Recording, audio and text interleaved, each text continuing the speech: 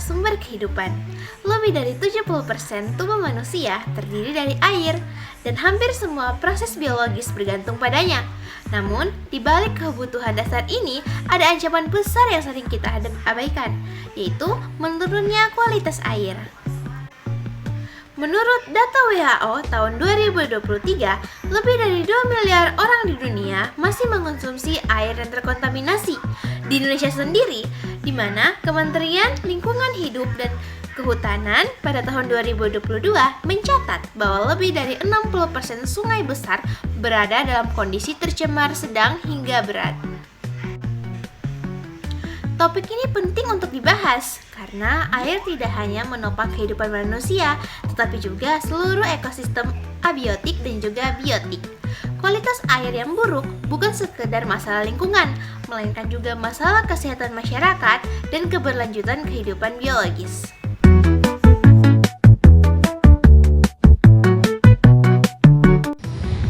Baik, saya akan jelaskan 3 faktor utama penyebab penurunan kualitas air.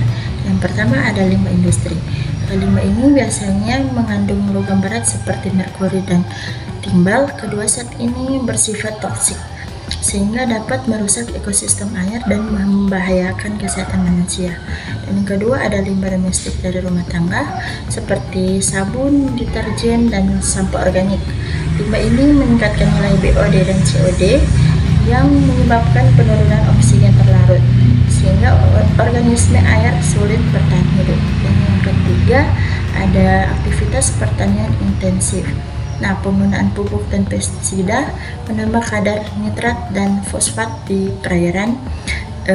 Kelebihan zat ini dapat memicu eutrofikasi, yaitu ledakan alga yang akhirnya menghabiskan oksigen dalam air. Menurut Badan Pusat Statistik atau BPS pada tahun 2023, Indeks Kualitas Air Nasional Indonesia berada di angka 54,41 dari skala 100, di mana masih tergolong sedang.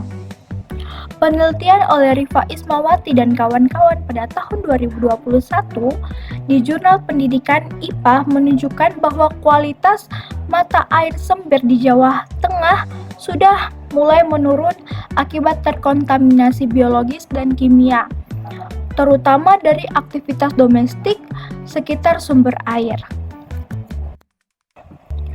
Dampak lingkungan, di mana ada kematian massal ikan akibat kekurangan oksigen, hilangnya keanekaragaman hayati perairan, serta gangguan rantai makanan dan ekosistem akuatik.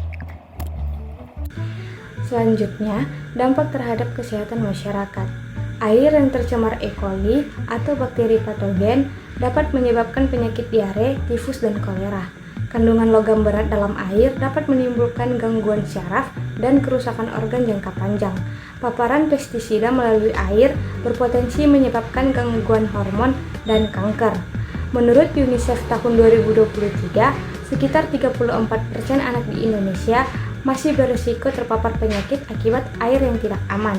Hal ini menunjukkan bahwa kualitas air bukan hanya persoalan lingkungan, tetapi juga indikator kesehatan masyarakat. Berikut upaya perbaikan dan solusinya. Yang pertama, peningkatan pengolahan limbah rumah tangga dan industri sebelum dibuang ke lingkungan. Yang kedua, penerapan edukasi masyarakat tentang pentingnya sanitasi dan konservasi air. Yang ketiga, penguatan kebijakan lingkungan seperti Peraturan Pemerintah Nomor 22 Tahun 2021 tentang penyelenggaraan perlindungan dan pengolahan lingkungan hidup. Yang keempat, penggunaan teknologi biologi seperti fitoremediasi, pemanfaatan tumbuhan untuk menyerap polutan air. Air bersih adalah hak setiap makhluk hidup. Namun, kualitas air yang terus menurun menunjukkan bahwa kita masih lalai menjaganya. Jika tidak segera ditangani, dampaknya akan merusak kesehatan, mengancam ekosistem, dan bahkan keberlangsungan hidup generasi yang mendatang. Maka, mari mulai dari langkah kecil, tidak membuang sampah ke sungai, menghemat air, dan mendukung kebijakan lingkungan keberlanjutan. Menjaga air berarti menjaga kehidupan.